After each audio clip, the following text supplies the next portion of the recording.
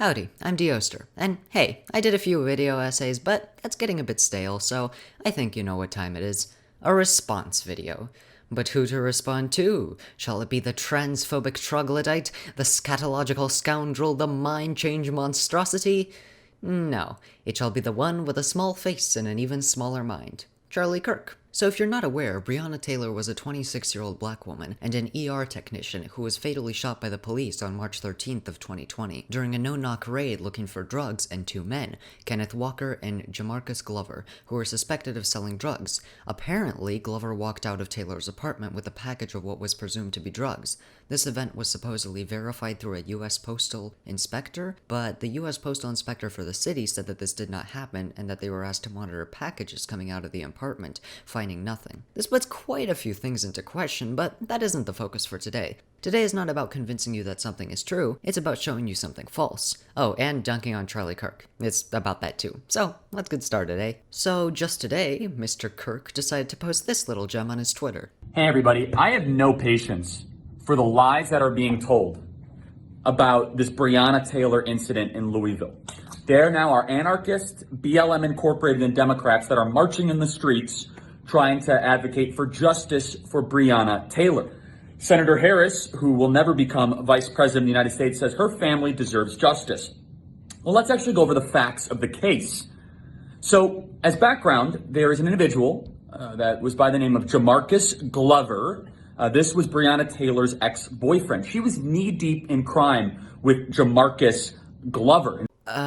You might have noticed that in my summary, in Wikipedia's summary, in any summary you find of the situation, none of them involve Breonna Taylor being as much as a toe deep in crime with anyone. Of course, the police who investigated her leading up to the shooting might have had a reason to believe otherwise, but in her apartment they found no drugs, and why is it that when a white guy sexually assaults someone, it's innocent until proven guilty, but when a black person does anything with drugs, it's guilty even if proven innocent? In fact, he used Breonna Taylor's address for deliveries. I might give you somewhat of a pass on this as it was the basis of the warrant, but even that information is questionable based on the things I've already told you. He was arrested in a no-knock warrant. Breonna Taylor was in business with her ex-boyfriend, Jamarcus Glover. Mr. Charlie Kirk, did you or did you not say that you were going over the facts of this case? So why is it that everything you spew from your mouth is baseless conjecture? It could be said that the officers involved with the investigation believed Taylor might have been in business with Jamarcus, but to say it as a fact is misleading, incorrect, and it irks me so. But please, go on. So there was another warrant that was issued, a no-knock warrant to go arrest Breonna Taylor, had her name on it. While I suppose this is not technically inaccurate, I would say it's quite manipulative to only say it was to arrest Breonna Taylor. While it did have her name on it, the names also included Walker's and Glover's, and her name was last. I think the way he posited this spins a narrative that Taylor is some kind of Walter White drug lord in cahoots with other Walter White drug lords, but this is simply false. There's no evidence of Breonna's involvement with any type of drug syndicate, and even when offered a plea deal to state that Breonna was involved in drug dealing, Jamarcus Glover refused. So they go to her residence and they knock.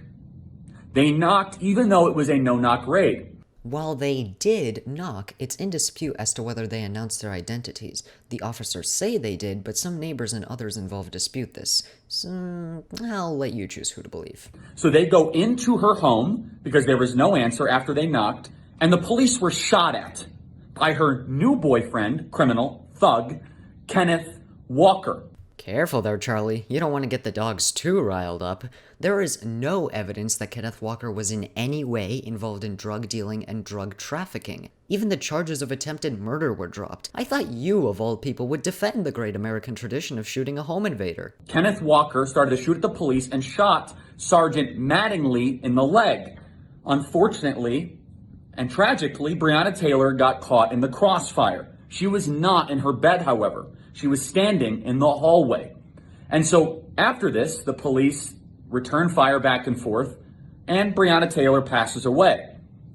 That's not an outcome that I think anyone would defend. However, this was not as if they walked into a random apartment or the police strolled up to a random person on the side of the street, execution style, and decided to kill this individual.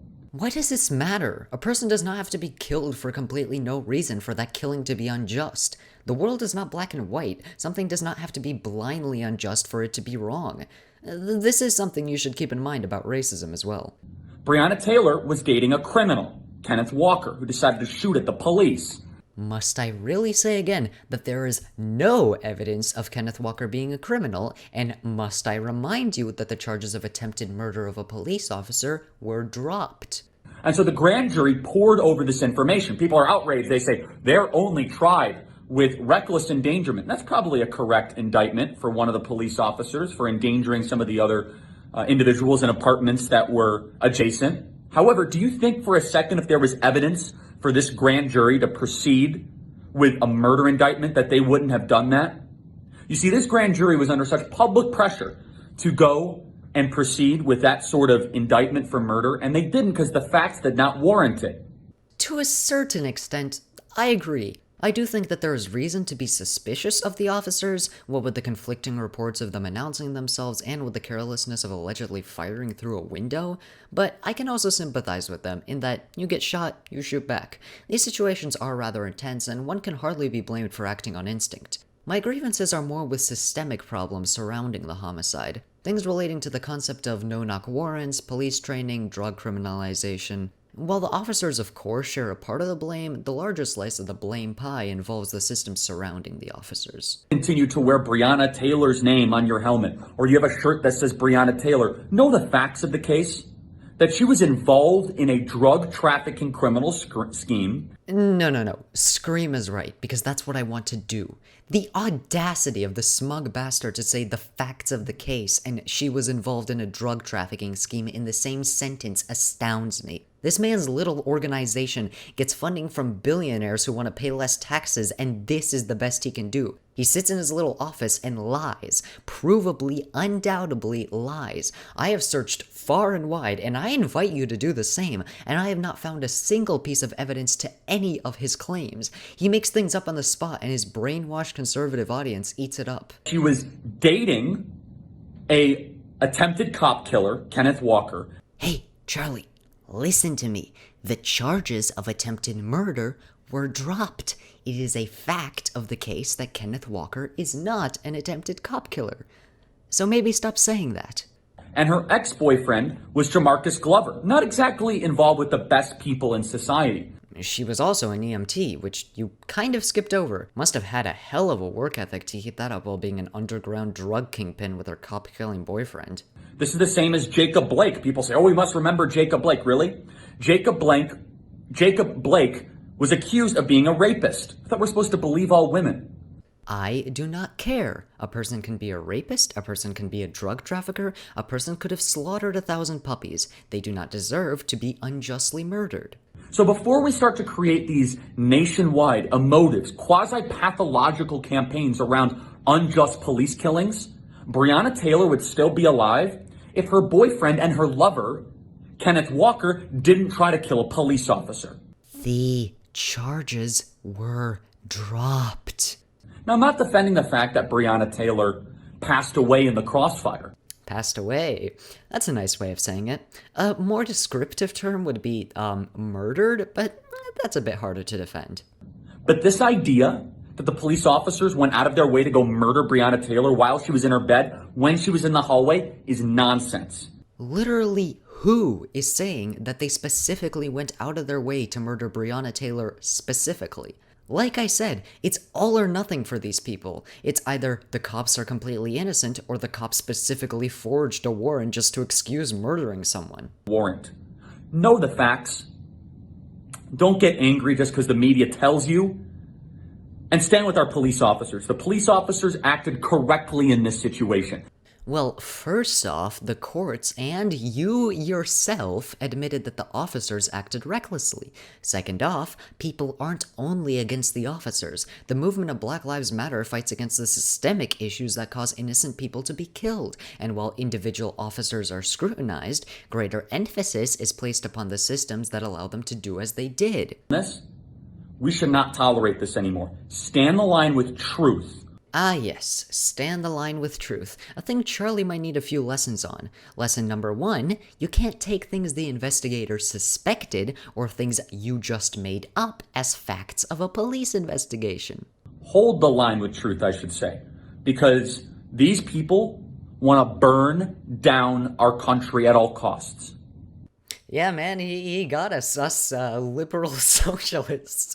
We just want to burn down America and replace it with Soviet Russia. That's the end goal. Breonna Taylor was involved in a criminal drug trafficking ring. The truth about Breonna Taylor sure does seem like a lot of lies. Her ex-boyfriend was a drug trafficker, and when she passed away, her current boyfriend was a attempted cop killer. If we can call someone something when they haven't been charged for it, I am now calling all officers involved in the shooting murderers. First-degree murderers. They planned it all out. This has as much basis in fact as calling Kenneth Walker an attempted cop killer.